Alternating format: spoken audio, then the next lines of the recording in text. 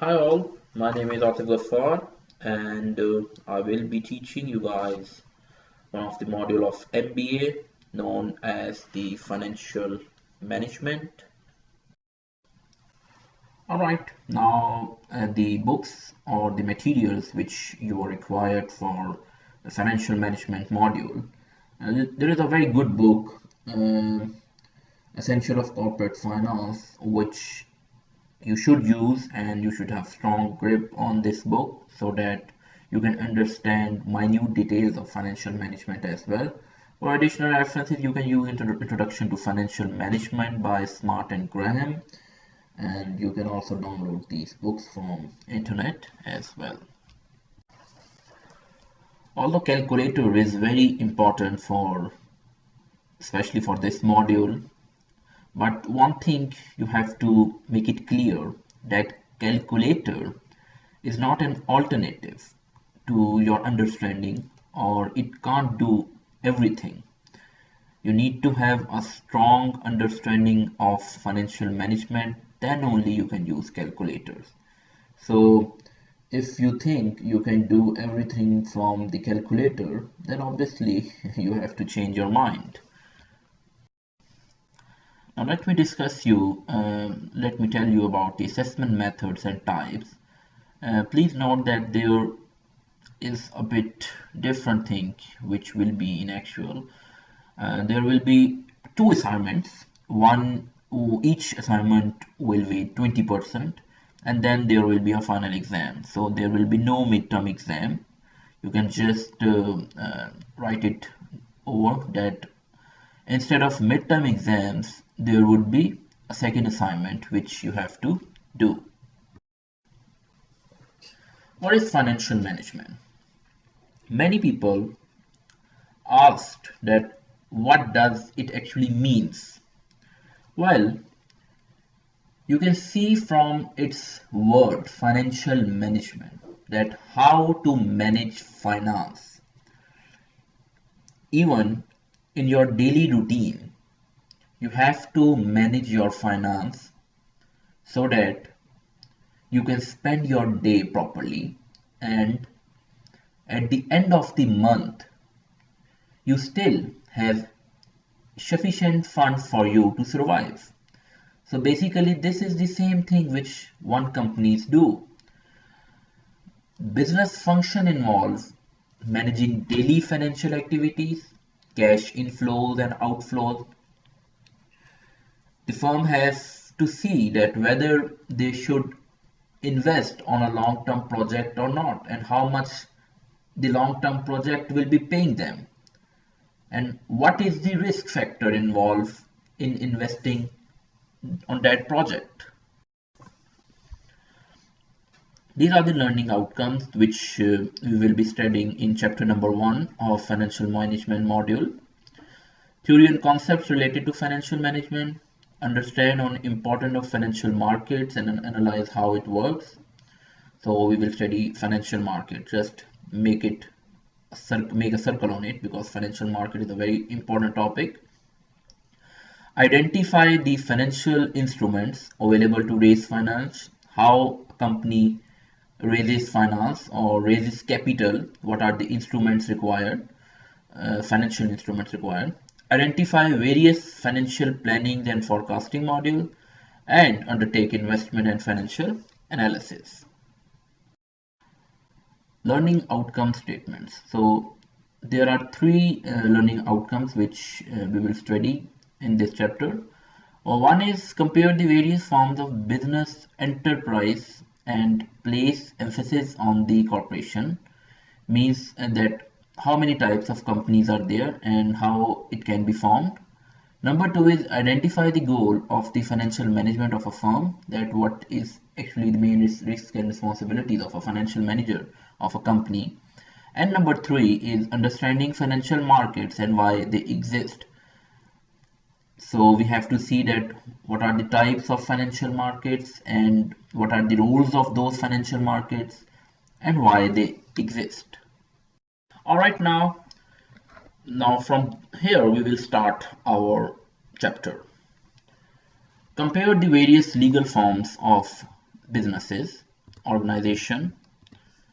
And the first business model is sole proprietorship. Sole proprietorship is, is a company which is formed by an individual. So you can see a business owned by an individual. So means one person, if I wanted to start a company and I don't want to have any partner, so I will make a company that will be known as sole proprietorship. What are the advantages? Obviously, you don't have a partner, so it means it will have a low cost to form. Taxation would be very simple. Just you have to show your business income, and from that business income, you will have to pay tax.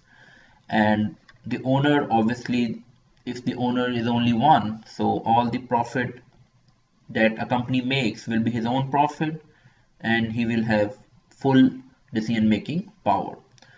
But apart from advantages of sole proprietorship, there are some disadvantages as well. The disadvantage is that if it is owned by a one person, then obviously there will be no specialization of management, and the business dies with the proprietor. And okay, the next model is partnership. As we have seen in the previous slide, that the model was based on an individual. But unlike sole proprietorship, in partnership, a company is formed by two or more individuals. So it means that there will be partners in a business. There are advantages of having a partnership company. Why? Because it is very easy to form, almost easy as a sole proprietorship. Although anyone entering in partnership is advised to have a written partnership agreement, each partner should have an agreement in between themselves that in which terms and conditions they will going to start a business. Taxation is very simple. Anything which company generate, or you can say anything which a partner generate, he or she will pay tax on that income. And there are limited ability to share responsibilities for each partners. So these are some advantages of partnership. But apart from advantages, there are also disadvantages. What are the disadvantages of having a partnership firm is that the partnership interests may not be easily transferred. Yes, the partnership agreement governs this, and new partner may have to be approved. So it means that if there are three partners initially who have started a business, it means that if they have make a loss of suppose $100,000, then obviously three of them have to share the loss. So it means that there would be an unlimited liability for all partners. As I have told you in previous slides that in partnership firm, the partners faces unlimited liabilities. But in some cases, you can limitize the liability of some partners to a specific amount, but for that there must be at least one general partner who faces unlimited liability. Corporation. The third model of a business is having a corporation. So obviously whenever someone hears a word corporation, it means a big company. So yes, you are right, it is actually a big company. Corporation is a legal entity separated from its owners, and ownership interest is evidenced by shares of stock. So how this company is formed, that the public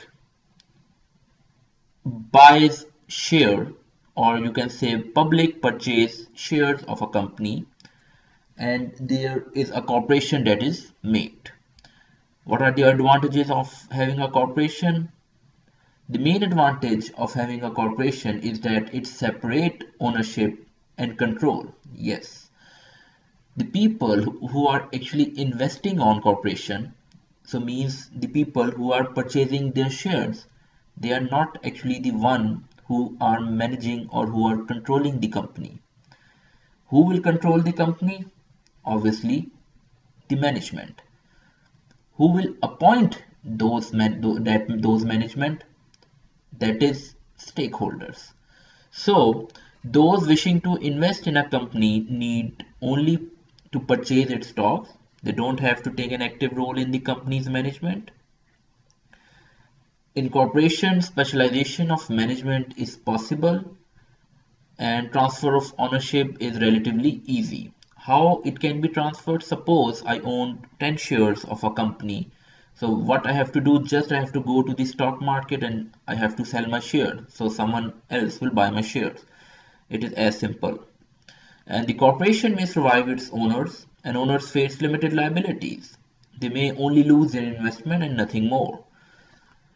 There are some little bit disadvantage of corporation. The only disadvantage is that because it is a big company, so it is more highlighted company, and plus you will have to face double taxation. What is double taxation?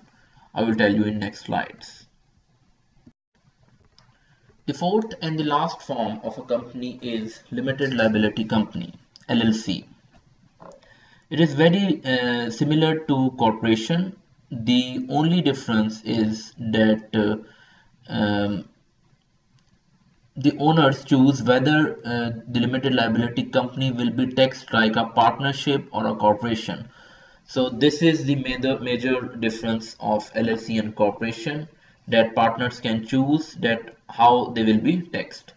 Now what is double taxation? Double taxation is actually in a corporation you are taxed twice. How? The one is the income of a corporation and the one is the income of each shareholders.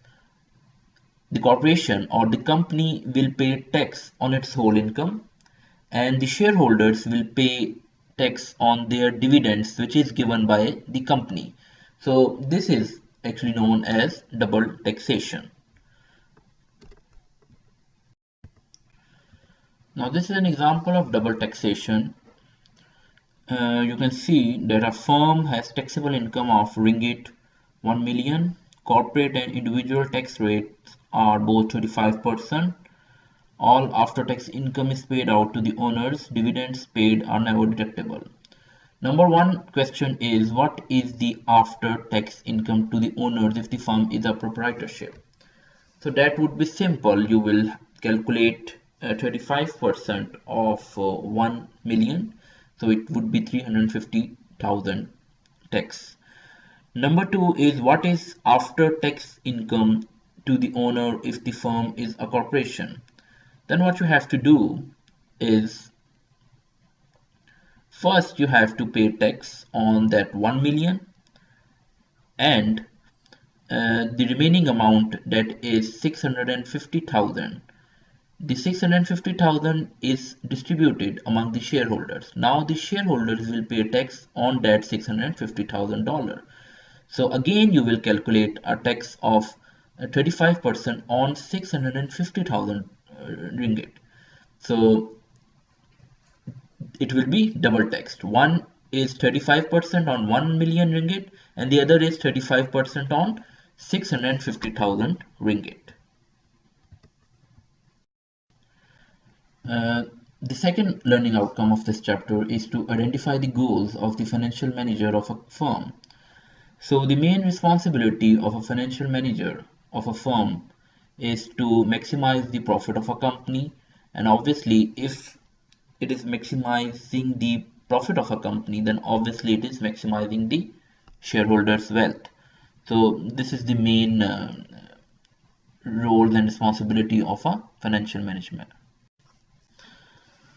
Let's discuss the third outcome of this chapter, understand financial markets and why they exist. Financial markets are institutions and produces that facilitate transaction in all type of financial claims. This accomplishes the primary function of a financial market.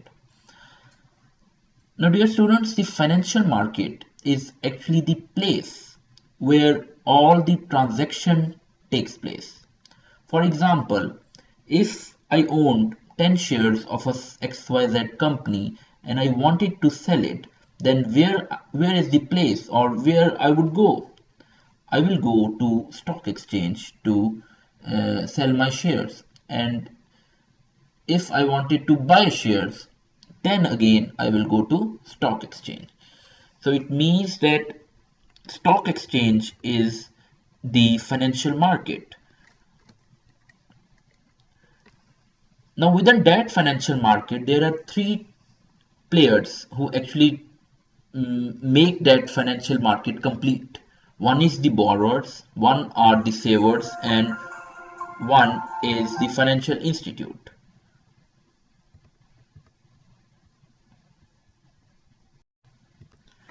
Financial markets, institutes, and the circle of money. So this basically this slide shows us the relation between a borrower, a saver, and an investor.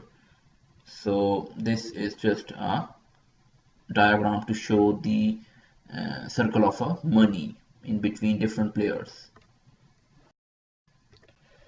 Primary securities.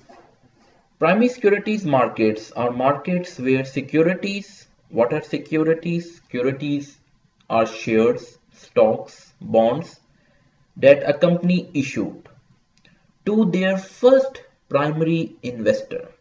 It means, what does this first primary investor means?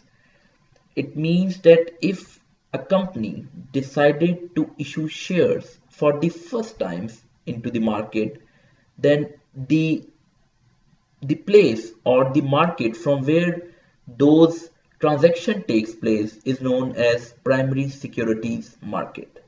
The issuing firm means a company receives advice and marketing services from investment bankers or may use a financial intermediary go between to provide the accumulated savings of investors to the company. Now it comes the secondary market.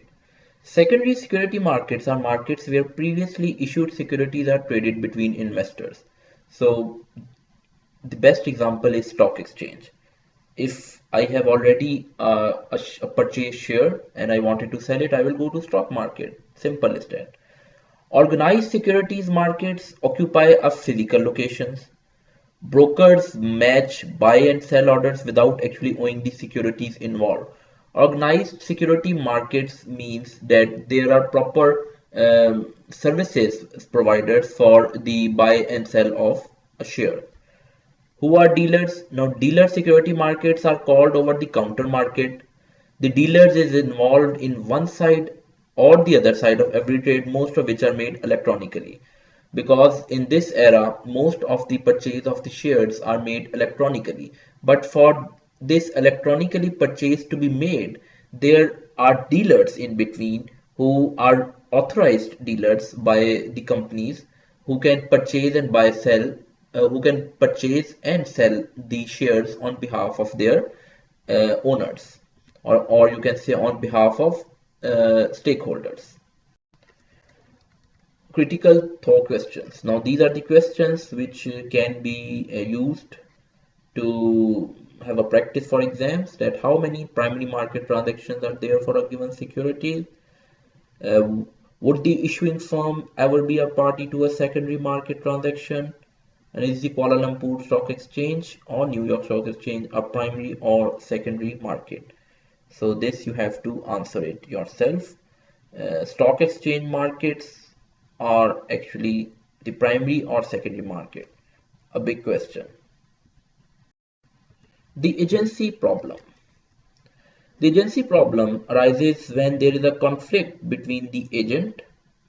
Who is agent? Agent are the managers appointed by the stakeholders. and the principal. Who is principal? Stakeholder, stockholders. Stakeholder and stockholders are the same. Management may choose to pursue goals that are not in the best interest of stockholders. So, it is actually a conflict of interest inherent in any relationship where one party is expected to act in another's best interest. In corporate finance, or you can say in companies, the agency problem usually refers to a conflict of interest between company's management and company's stakeholder. Now, who are principal agents? Principal agents are basically um, these shareholders or the investors. And who are the agent? Agents are is the management of a company who are doing or who are running company on behalf of their stockholders.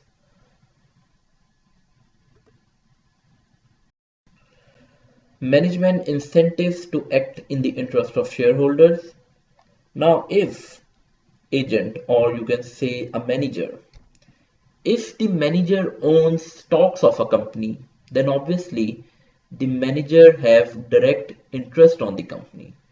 So normally this is a practice in world. This is a worldwide practice that stakeholders give incentive to their agents so that they act according to the interest of a company.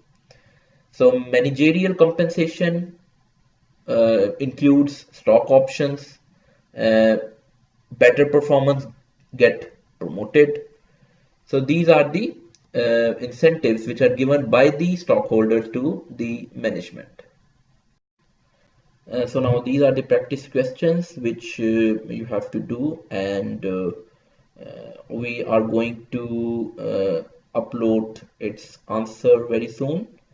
But for the time being, it is for you people to do it yourself so that you can have more practice.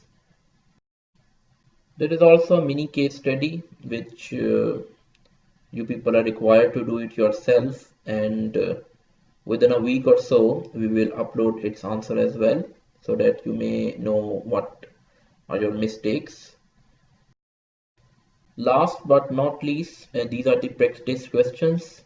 The questions are totally from this chapter, and once you are gone through these slides, uh, you may not have any difficulty in solving these practice questions. So this is the first chapter, and I hope that you people have understand it very well. And if you have any question, you can just email us on flexiblelearning@alandalusinstitute.com. Thank you very much.